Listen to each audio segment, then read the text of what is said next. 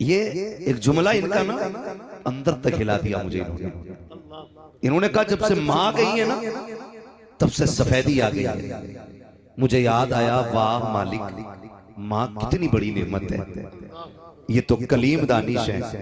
मूसा कलीमुल्लाह भी माँ के विसाल के बाद जब दूर पे जाते हैं आवाज आती है, मूसा जरा संभल के आना, अब जरा लहजे को दुरुस्त करके आना। मूसा अब हमारी बारगाह में आ रहे हो, अब जरा सलीके से आइएगा। अर्ज करते मालिक पहले भी आता रहा लेकिन आज से पहले कभी रोका नहीं गया, कभी समझाया नहीं गया, कभी अदब नहीं बताया गया। फरमाया मूसा जब पहले आते थे ना तो आंचल उठाने वाली माँ पीछे रहती थी, आज माँ कब्रिस्तान जा चुकी है। मूसा अब आना ना तो अब संभल के आना। पहले अगर लहजे तल्ख भी होते थे माँ की चोली फैलती थी, माँ कहती थी मालिक मेरे मूसा से नाराज ना होना, मालिक वो मेरा लाडला है, मालिक अगर लहजे तेज भी हो जाए मेरे मूसा को माफ कर देना। ए मूसा पहले जब तुम आते रहे हो माँ कहाँ चल तुम्हारे सर पे होता था, आज मूसा आ रहे हो तो लहजा संभाल करके आना है, इसलिए कि माँ की ममता भी रखी है, माँ कहाँ चल भी रखी है, माँ की दुआएं भी नकी है। आज झोली फैलाने वाली माँ जमीन पर नकी है। ए मूसा संभल के आना पड़ेगा। समझ जाओ अगर मूसा को कलीम होते हुए इतनी माँ की जरूरत हो सकती है तो तेरे मेरे जैसे को माँ की कितनी जरूरत होगी। खुदा की कसम खा के कहता हूँ वो लोगों कामयाब वो नहीं होते हैं जो दौलत पे नाज करते हैं, कामयाब वो होते हैं जो माँ की मोहब्बत और उसके रिश्तों पे नाज किया है। नारे रिसालत, अज़मत वालिदैन, फैज़ान वालिदैन। माशाअल्लाह माशाअल्लाह, वाह वाह वाह। ओ भाई बहुत ज्यादा उम्र नहीं है कलीम दानिश साहब, ये बैठे आज मैंने इनके पीछे ये बात बयान की है। खुदारा एक एक नौजवान से कह के जाऊंगा, तकरीरें आपने बहुत सुन ली, अच्छे लहजे भी सुन लिए, दो बातें इस फकीर की भी सुन लो ताकि खुदा करे मिलाद वाले के सदके में आज के बाद किसी माँ की आंख में आंसू ना आए। बस ये बात कह के जाना चाहता हूं। बहुत ख्याल कीजिएगा मेरी बात का जो मैं कह रहा हूं, कुछ कीजिएगा ना कीजिएगा, माँ की खिदमत कीजिएगा। मैंने ये बातें पहले बताई है इनकी अदम मौजूदगी में। आज मेरे भाई बैठे हैं और इनके सामने ये बात बता रहा हूं मैं, इनके सामने और इन्हीं की बात बता रहा हूं। लोग मुझसे पूछते हैं कि भाई पता नहीं कहां कहां की बातें लाके सुनाता है। नहीं जी, तुम फर्क पलटते हो, मैं दिलों के हालात पढ़ता हूं और मैं इसीलिए कहता हूं मेरी तकरीर तबे यार को बेचैन करती है। सबब क्या है, वही कहता हूं जो दिल पर गुजरती है। हाँ, मुझे नहीं मालूम है किस किताब का वर्का कितना अच्छा होता है, लेकिन मैं जानता हूं जिसे चेहरा पढ़ना नहीं आता उसे कुछ भी पढ़ना नहीं आता। कभी तन्हाई में बैठा करो, कभी सोचा करो, कभी फिक्रें लगाया करो, कभी लोगों की भीड़ में बैठा करो। हाँ, मैं अल्लाह की इज्जत की कसम खा के कहता हूँ कभी कभी महफिलें इतनी बड़ी सामने होती हैं, हजारों लोग होते लेकिन दिल जिंदा नजर नहीं आते। झूठी मुस्कान चेहरों पे लिए बैठे होते और अंदर दिल के अंदर एक हलचल हो रही होती है, यार मुझे सुकून क्यों नहीं, मुझे सुकून क्यों नहीं। मैं बहुत ज्यादा लंबी बात नहीं करूंगा, मैं आपको बता दूं खुदारा माँ बाप है ना तो इज्जत करना, कदर करना। सबसे बड़ा खर्च जो है ना वो कामयाब होता है जो माँ बाप पे लुटाया जाता है। वरना वो दिन आएगा, दौलत होगी माँ बाप नहीं होंगे, पैसे होंगे माँ नहीं होगी। आज एक माँ की खुराक पे लड़ने वाले बेटे, आज बाप के कोरेक्स की शीशी के लिए चेहरे बिगाड़ने वाले बेटे। मैं पूछना चाहता हूं कल लाखों की कट्टियां पड़ी होंगी और 1 रुपया खाने वाला बाप नहीं होगा तो खुदा की कसम तेरी दौलत तुझे खाने दौड़ जाएगी, खाने दौड़ जाएगी। मैं कमेटी वाले मेरे भाई मुझे बुलाया, अल्लाह इन्हें सलामत रखे, इनके लिए भी दुआएं किया करो। ये मेहनतें करते तब तुम्हारी और आपकी मुलाकात हुआ जाएगी। ये बड़ी मेहनतें करते, इतने बड़े लोगों को लाते और आवाज दिलवाते, आओ हुजूर की महफिल सज गई है, आओ हुजूर की महफिल सज गई है। और बंदा यहाँ भी बैठ के सोचता मूड नहीं बन रहा है। खुदा की कसम ये मूड बनाने की जगह नहीं, ये तो तकदीर बनाने की जगह होती है। यहाँ तकदीर बनाने बैठा करो। आज माँ है तो इज्जत कर लो, 12वीं वाले का वास्ता है।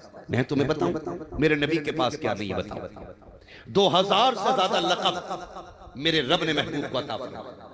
यहाँ तक के वो ताहा भी है, यासीन भी है, मुजम्मिल भी है, मुद्दस्सिर भी है, 2000 से ज्यादा लक़ब। लेकिन जब मेरे नबी ने ना आखिरी हज फरमाया ना और सरकार लौट रहे तो उम्मुल मोमिनीन हजरत आयशा सिद्दीक़ा रज़ी अल्लाह तआला अन्हा फरमाती हैं हुजूर ने ना अपनी सवारी की लगाम मुझे थमाई और फरमाया इस दरख्त के नीचे बैठ जाओ। मैंने कहा हुजूर क्यों? कि मैं अपनी माँ से मिलने वदा के मौके पर मेरे आका वापस हो रहे हैं, से गुलामों से कहा चलो मैं आ जाऊंगा। उम्मुल मोमिनीन खदीजतुल कुबरा कहती हैं मुस्तफा ने मुझे बैठाया, कहा आयशा का जी या रसूल अल्लाह का जब तक मैं ना कहूँ यहाँ से उठना नहीं है। कहती है सरकार पे कुर्बान जाऊं, सरकार मेरी नजरों से दूर जाते रखे, यहाँ तक कि आका करीम एक टीले पे चढ़े और चढ़ करके मुझसे आड़ में हो गए। जब मुझसे छुप गए ना सरकार, थोड़ी देर गुजरी कि आका की हिचकियों की आवाज आई। कहा सरकार इस दर्द से रो रहे थे कि मैं चाहती थी कि सरकार की ये सवारी छोड़ूं और जाके आका को तसल्ली दूं, मेरा महबूब इस दर्द से क्यों रो रहा है। कहती लेकिन आका का हुक्म था उठना नहीं है, मैं बैठी रह गई। थोड़ी देर के बाद सरकार पलट करके आए। कहती जब आए तो मेरे मुस्तफा मुस्कुरा रखे थे। मैंने कहा मेरे महबूब मेरे माँ बाप कुर्बान हो जाएं, सरकार बताए तो सही अभी इस दर्द से रो रखे थे, वो आवाज किसकी थी? और अब मुस्कुराते हुए आ रखे गए। आका ये मुस्कुराने की वजह क्या है? तब मेरे नबी ने कहा था आयशा मैं अपनी माँ से मिलके आ रहा हूँ। कहा रोए किस लिए? कहा जब मैं माँ की कब्र अनवर पे गया आज मेरे दिल में ख्याल आया था काश आज मेरी माँ आमिना जिंदा होती। मेरी माँ ने तब मुझे देखा था जब मेरी उम्र 6 साल थी, जब मुझे मेरी उम्र 6 साल थी, आज मेरी माँ होती दरख्तों को सजदा करते देखती कितनी राजी हो जाती, पत्थरों को मेरा कलमा पढ़ते देखती, मेरी माँ कितनी खुश होती।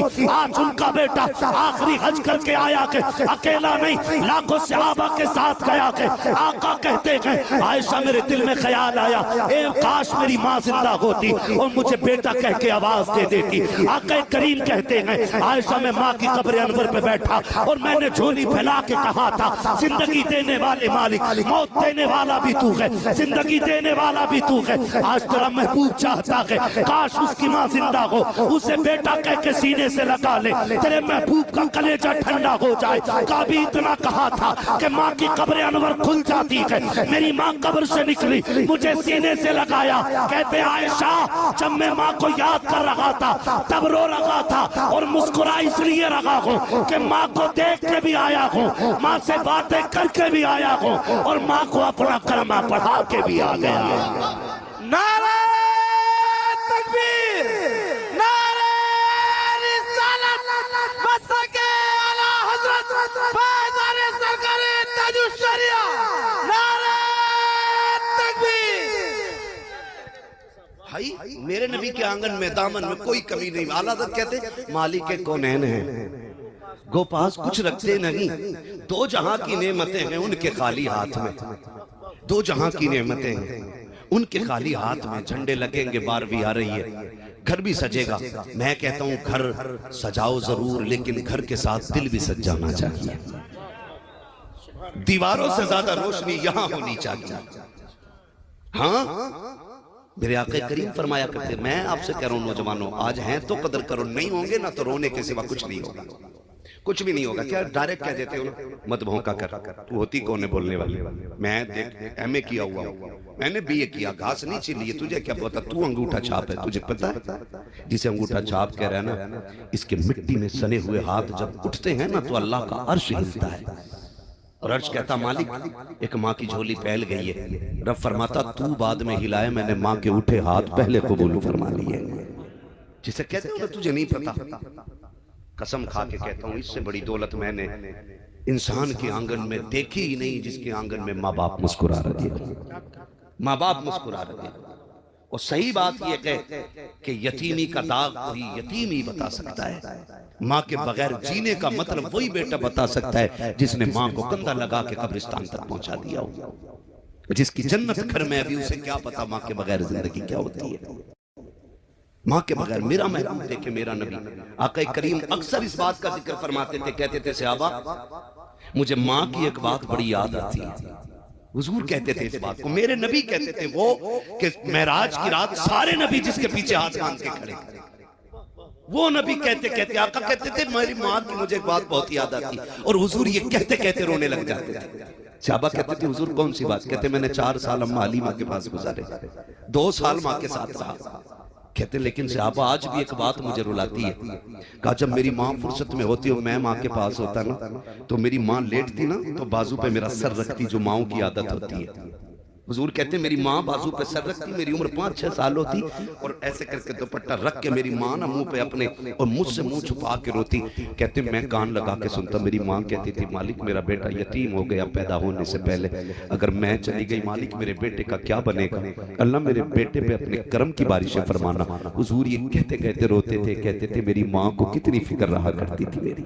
सुनो जवानों, और आज बेटा कहता था तुम होते कौन पूछ, और बेटे की यार क्या 12 बजे आऊंगी, फोन की बेटा खाना छोड़ के भागता। माँ बूढ़ी कहती है लल्ला खाना छोड़ के नहीं जाते बेटे, दस्तरखान से नहीं उठते बेटे, खा के जाया कर। कहता अभी आया। और माँ इतनी सादा थी, रात के 1 बजे तक तेरी राह में बैठी रह गई। तूने चौक में जाके बिरयानियां खाई, पेट भर के खाया, लेकिन तुझे पता है माँ को यही फिक्र थी अभी मेरा लाल नहीं आया, मेरा लाल नहीं आया। रात को 1 बजे तू आया, उसने कहा कहाँ था अब तक? कहता तू होती कौन है पूछने वाली?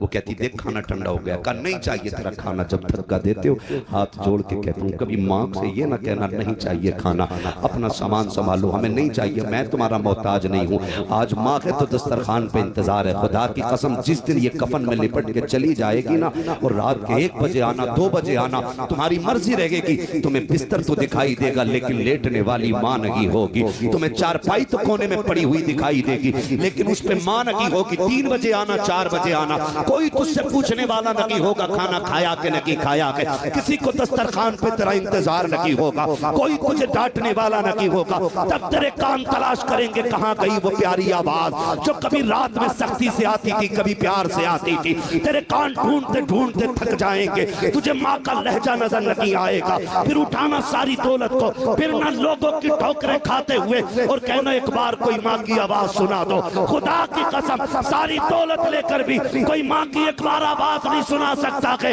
इसलिए कि दौलत मेहनत से मिलती है और माँ जैसी नेमत खुदा नसीबों से अता फरमाया करता है। नारे तकबीर, नारे रिसालत, अज़मत वालिदैन, अल्लामा मुफ्ती हम्माद रजा साहब खुला मुरादाबादी, सरजमीन जलालाबाद। नहीं होंगे ना तो फिर रोगे, फिर एहसास होता है। ये बैठे, मैंने ये बात जल से मैं कई बार बयान की है, कारी इसराइल मसूदी।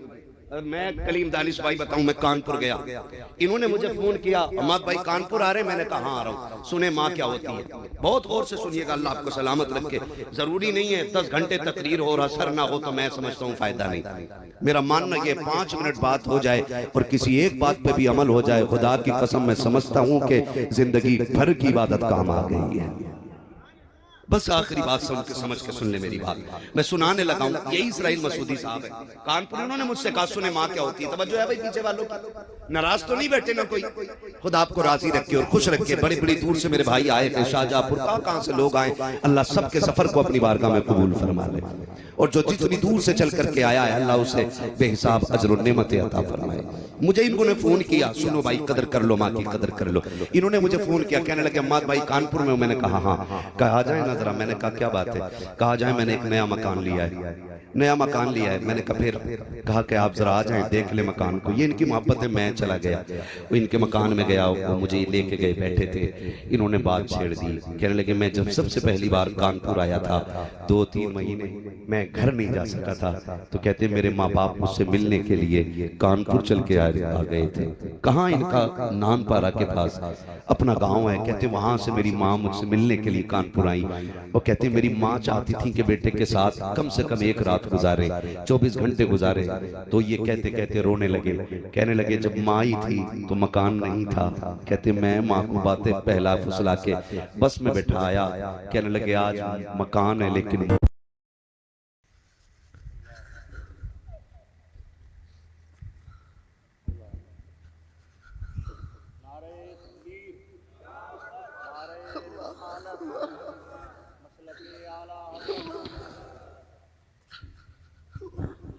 माँ नहीं है। नौजवान कल आपके पास गाड़ी होगी, माँ नहीं होगी। आपके पास बंगले होंगे, बाप नहीं होगा। वो जो तुम्हें कंधे पे लेके फिरता रहा ना, आज अल्लाह तौफीक दे उसके कदमों में पीछे जाया कर। वो तुमसे एक सवाल करे ना, कह दिया करो जान भी तेरी है, कह दिया करो उससे जान भी तेरी है। मैं कसम खा के कहता हूं कोई दवा बाप को उतनी ताकत नहीं देती जितने बेटे के मीठे लहजे बाप को ताकत दिया करते। उसके एहसान मानना, मेहनत से पालते माँ बाप हमें। मिलाद वाले ने आके माँ की कदर बताई, हुजूर ने आके बाप का एहतराम सिखाया। हुजूर के चचा ना जब कभी पीछे चलते थे आका बाजू पकड़ के कहते थे चचा पीछे ना चले, मेरे बगल में चले। हुजूर के चचा हाथ जोड़ते थे, तेरे कदमों पे कुर्बान जाऊं, मेरी औकात में तेरे बगल में चलूं।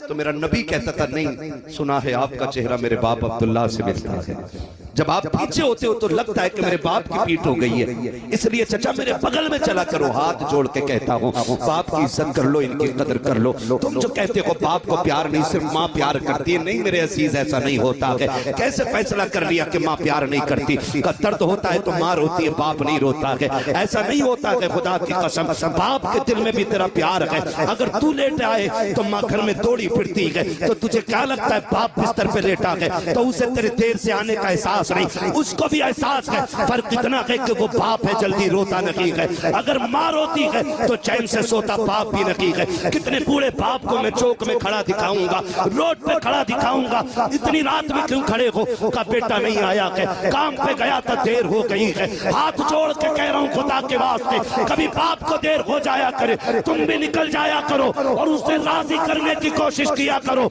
इसलिए कि मेरे नबी ने फरमाया है जिससे बाप नाराज होता है उससे खुदा नाराज होता है, जिससे बाप राजी होता है उससे खुदा पाक राजी होता है। नारे तकबीर, नारे रिसालत, मसलके आला हजरत, अज़मते वालिदैन, फैज़ाने वालिदैन, एहसाने वालिदैन, अल्लामा मुफ्ती हम्माद रजा साहब क़िबला। और सुने खुदा के वास्ते, अगर चाहते हैं आप, एक ये पहलू भी है। एक तो ये पहलू है कि औलाद माँ बाप की फरमाबरदारी करे, और एक पहलू ये है कि माँ बाप औलाद को फरमाबरदार बनाए। इस पहलू पे बात करने के लिए 100 बातों की एक बात है, अपने बच्चों को रोजी हलाल खिलाइएगा।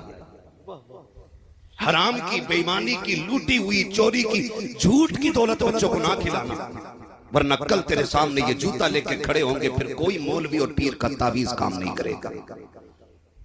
इसलिए कि जब रगों में खून हराम का होता है ना, तो फिर गर्दन में पड़ा हुआ तावीज काम नहीं आता है।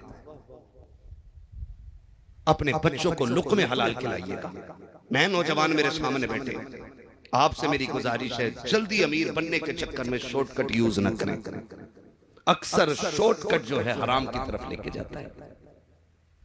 हाँ, बिल्कुल नहीं। खालिक कौन? बोले मेरे भाई, जल्दी से बोले। खालिक कौन? और जोर से। खालिक कौन? मालिक कौन? रज़्ज़ाक़ कौन? रज़्ज़ाक़ कौन? जोर से। रज़्ज़ाक़ कौन? अल्लाह। रोजी देने वाला कौन? अल्लाह। जिंदगी देने वाला कौन?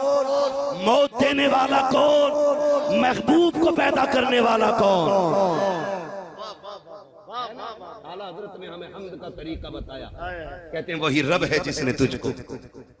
अब तक हमने ना बचपन में जो बहारे उर्दू पढ़ी, तामीर उर्दू पढ़ी, इनमें क्या था? बकरी गाय भैंस बनाई, खाने को दी दूध मलाई, है ना? इस तरह से हम्द कराई जाती थी, है ना? मकाम हम्द में दूध मलाई याद आया लोगों को, बकरी गाय याद आई, लेकिन मेरे इमाम ने मकाम हम्द में की जात का नाम रखा है। कहते हैं वही रब है जिसने तुझको हमतन करम बनाया। गोया बताना चाह रहे हैं रब वो है जो मोहम्मद का भी रब है सल्लल्लाहु अलैहि वसल्लम। और हुजूर का रब होना कोई मजाल बात नहीं, हल्की बात नहीं है। मोहम्मद का रब सल्लल्लाहु अलैहि वसल्लम, मेरे महबूब का रब।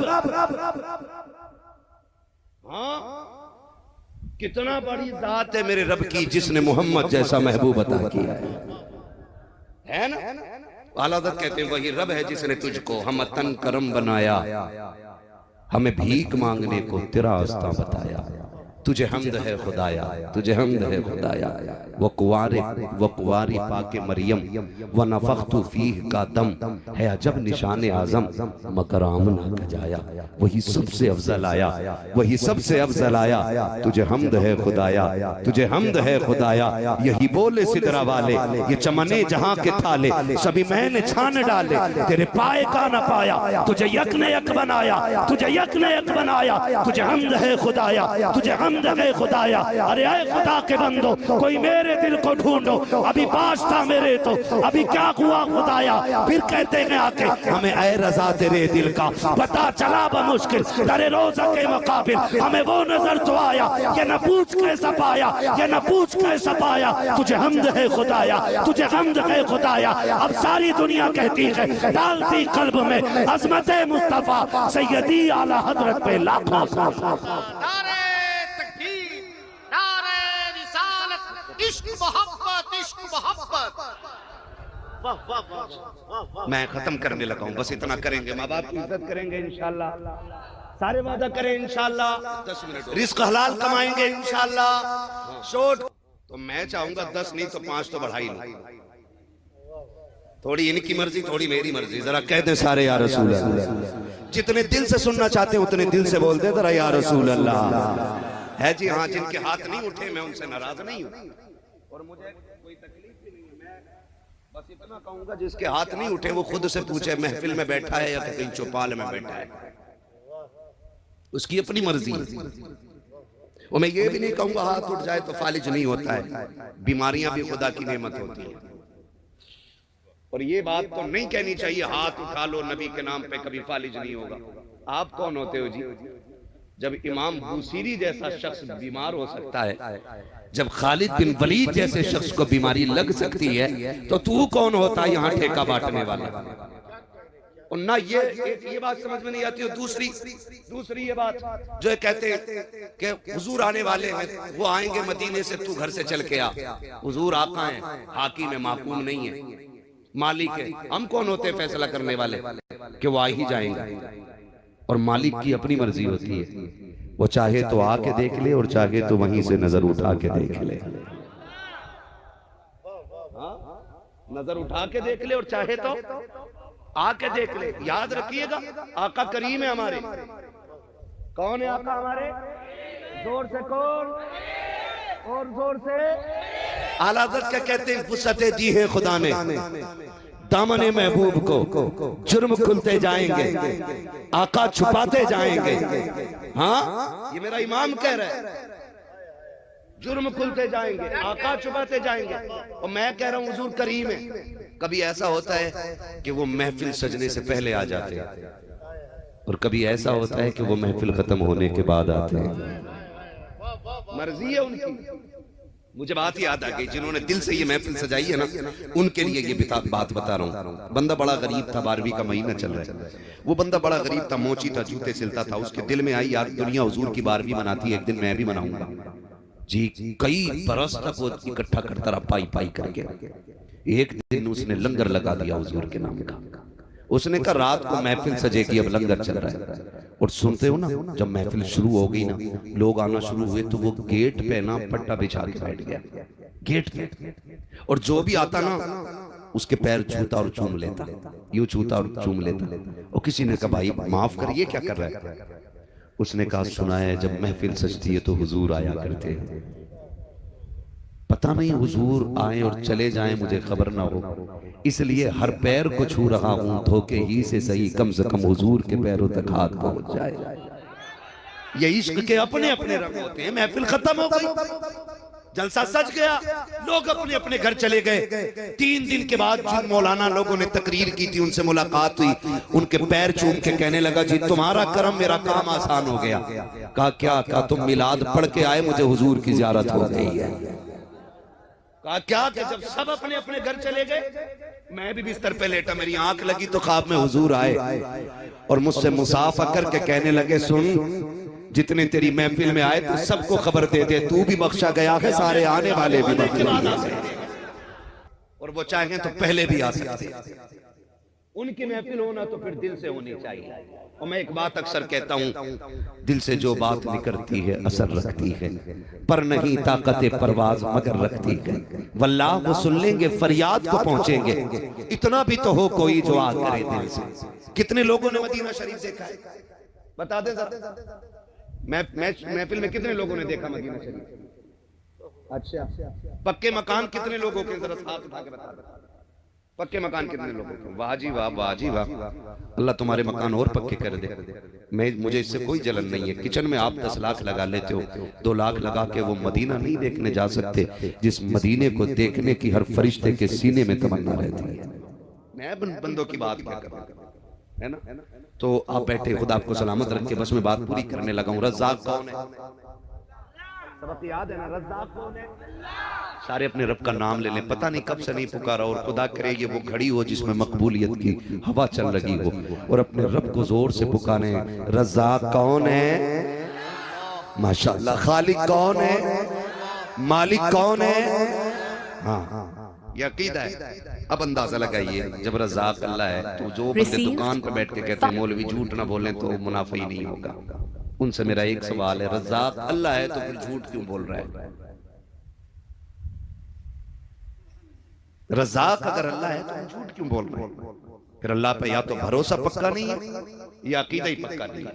और अकीदा अगर पक्का है ना तो फिर झूठ ना बोलना। और रह गई दुकान की बात, फ्रंट के लिए लड़ जाते हैं। और कई बंदे ऐसे भी होते हैं ना हमारे बीच के, जहां एक की दुकान लगी और वो चल गई ना तो दूसरी भी वहीं खोल देता जाके। कह रहा लग रहा है ये चीज ज्यादा बिक रही है यहाँ। हज़रत, और फिर इशारा करता कह रहा क्या मैं दे रहा? बोले वो 10 रुपए मीटर दे रहा। क्या मैं 9 रुपए मीटर दूंगा? इधर और खरीदार भी कम बदमाश नहीं है। अगर दुकानदारों पे इतनी लंबी छुरी है ना तो खरीदार पे इतनी लंबी, जिसका दाव लग जा वही काट लेता। खाली बेचने वाला नहीं काटता, कभी खरीदार भी काट लेता है। आप कहेंगे वो कैसे काटता है? 2 दुकानदार देके कह रहे आपसे झूठ नहीं, वो 8 को दे रहा, तू बता। उसने कह दी मैं 9 से कम नहीं दूंगा। फिर उससे जा कह रहा बताओ भाई चचा वो आ गया 8, तुम कितना दे रहे? वो कह रहा ग्राहक बढ़ाना, आज घाटा ही उठा लो। उनने कह लेट मैं लेट चल जा। अब बताओ यहाँ खरीदार ने काटा के बेचने वाले ने? बोलो जोर से। ख्वाजा निजामुद्दीन औलिया की नगरी है। आपने मुरीद को एक आना दे करके फरमाया जा दाल लेके आ, भूख लगी है। मुरीद आया दौड़ा दौड़ा और उसने कहा कि भाई दाल दे दे। कहा कितने की? का 1 रुपए का 1 चमचा। दूसरे वाले ने कहा इधर का मैं 2 दूंगा। उसने कहा वो 2 दे रहा, तू बता कितने में देगा? उसने कहा मैं 3 चम्मच दूंगा। उसने कहा चल मैं 4 दे रहा हूं। 1 पैसे में 4 चम्मच दाल लेकर के जब मुरीद निजामुद्दीन औलिया की चौखट पे पहुंचा गए, हुजूर ले आया हो? कहा ले आए दाल? कहा हाँ। आपने जब देखा है खिलाफे मामूल 1 रुपए की तो इतनी दाल नहीं मिलती है। फरमाते कितने की लेकर के आए हो? कहा सरकार जो 1 सिक्का आपने दिया है उसी के लेकर के आया हो। कहा इतने की तो कभी नहीं मिली गई, इतनी आज कैसे मिल गई? वो मुस्कुरा के कहता हजरत जी मैंने कंपटीशन लगा दिया था, मैंने 1 रुपए में 4 चम्मच लेके आया हूँ। निजामुद्दीन औलिया के चेहरे पे जलाल आ गया। उसने कहा हुजूर क्या बात है? कहा नहीं मैं नहीं खा सकता। कहा खरीद के लाया हूँ, पैसों से लाया हूँ। आप कहते हैं ये तो निजामुद्दीन की चौखट है, इस पैसे को लेकर के जा दिल्ली के चौक में ले जा और ऐलान कर मैंने इस तरह से इस दाल को खरीदा है, लो जिसकी मर्जी करे फ्री में लेके चला जाए। सुबह से शाम हो गई, मुरीद ऐलान करता रहा, एक दाना भी कोई लेकर के नहीं गया। और वापस लेकर के जब निजामुद्दीन की गलियों में मुरीद पहुंचा के कहा हुजूर किसी ने एक दाना भी नहीं लिया। निजामुद्दीन औलिया की चीख निकल जाती है, कहते हैं अभी इतने बुरे दिन नहीं आए हैं। अगर दिल्ली की आवाम इसे हराम समझती है तो निजामुद्दीन औलिया इसे छूना गवारा नहीं करती। अल्लाह अल्लाह अल्लाह अल्लाह, जिंदाबाद जिंदाबाद। नारे तकबीर, नारे रिसालत, फैज़ाने सरकारे महबूबे इलाही। सुभान अल्लाह, समझ रहे मेरी बात? वाह वाह वाह। ओ भाई चोरी नहीं हुई थी, छीना नहीं था, मर्जी से खरीदा था। और वो दिल्ली की आवाम थी, खुदा की कसम आज के पीर से ज्यादा तकवा था उसका। वाह वाह वाह। आज के पीर से ज्यादा तकवा, इल्ला माशाअल्लाह। हाँ बहुत गौर से मेरी बात सुनिएगा। वो तकवा और आज देखे, आज बेचने वाला भी कम नहीं है भाई, बेचने वाला भी। जाओ तुम अपनी जलालाबाद की चौक में जाके देखो, नया सेब आगे रखा होगा, पीछे गले सड़े होंगे, और देखना 140 रुपए किलो है, 280 रुपए किलो है, 290 रुपए किलो है। भाई जरा गैरत कर।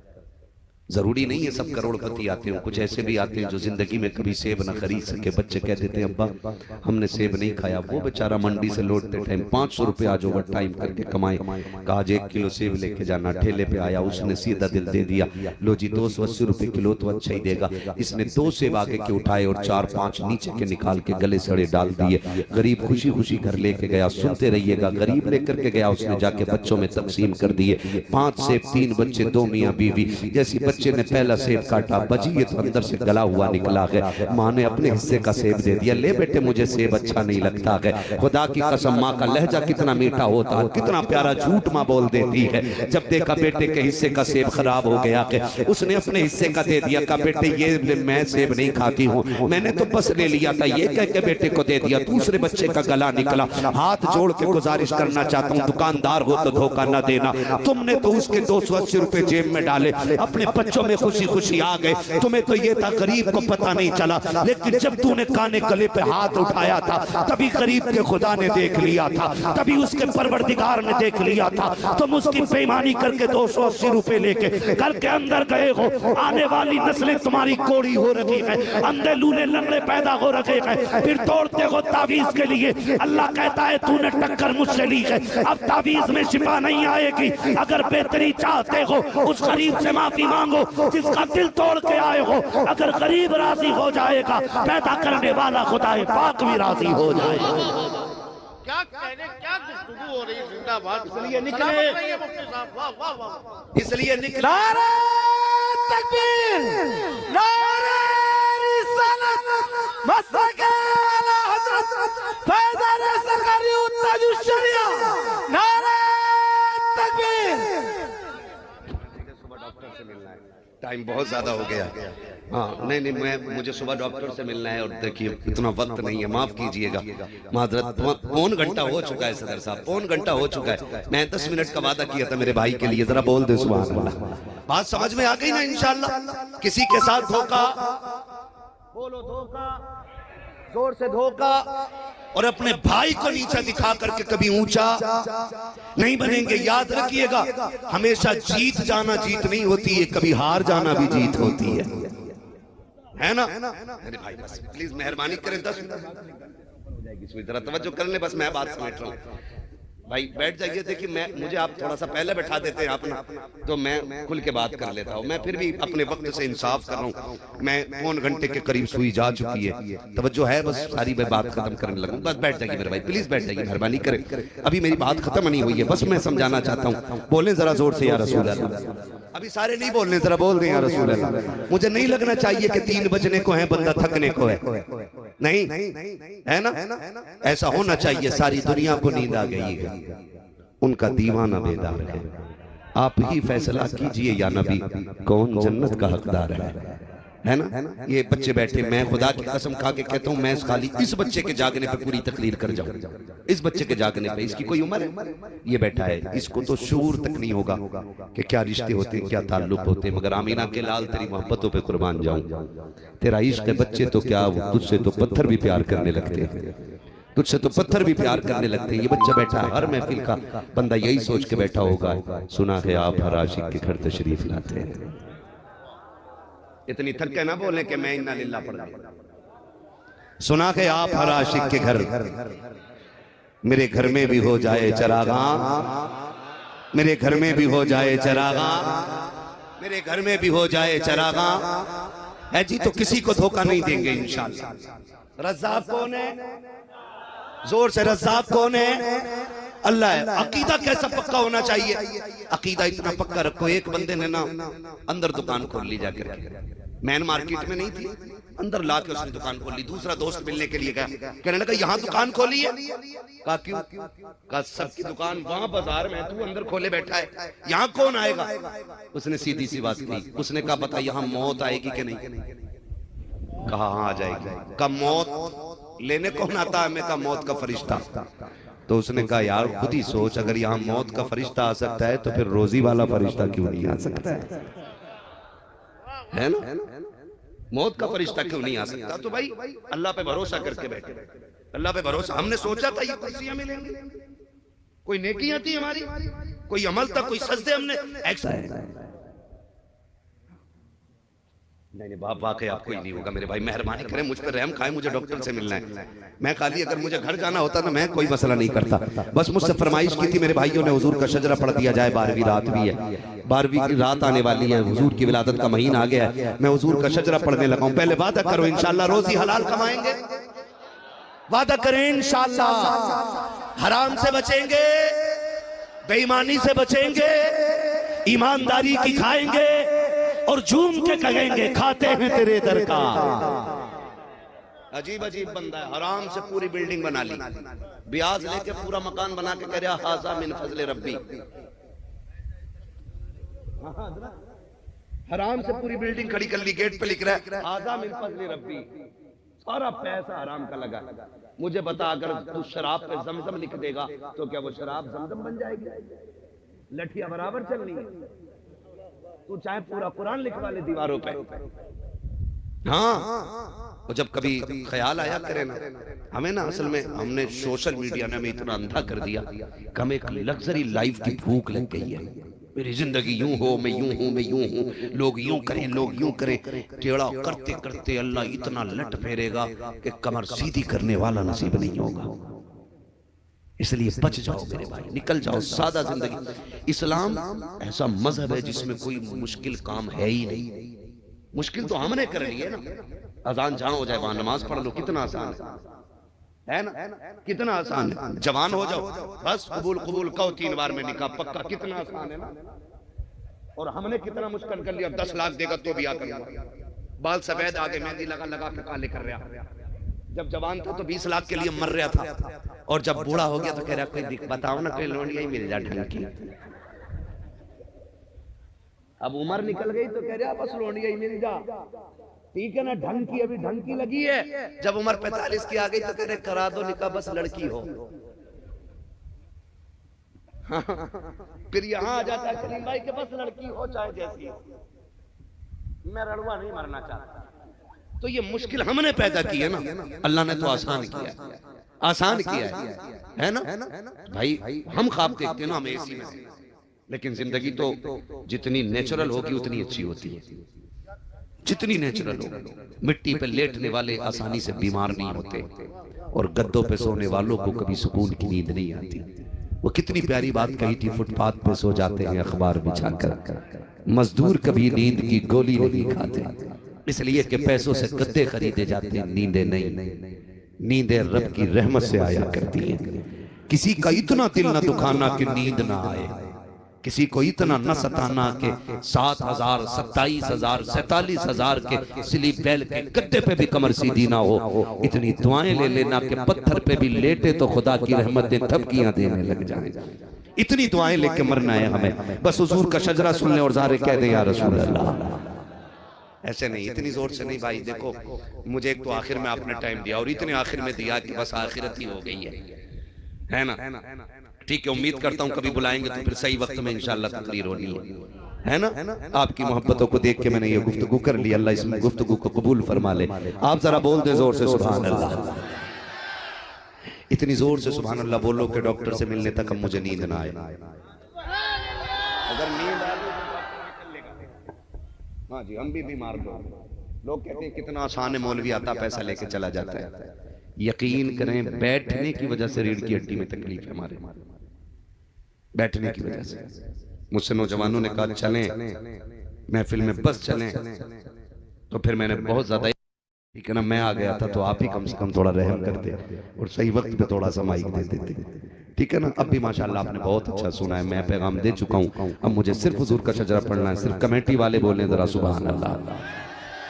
क्या बात है, कहा इनसे बोल सारे ही रहे, पता ये चला सारे ही हुजूर की जलसी की कमेटी वाले। बिल्ला किसी के भी लगा हो दिल पे हुजूर के इश्क की मोहर तो सबके लगी होगी ना।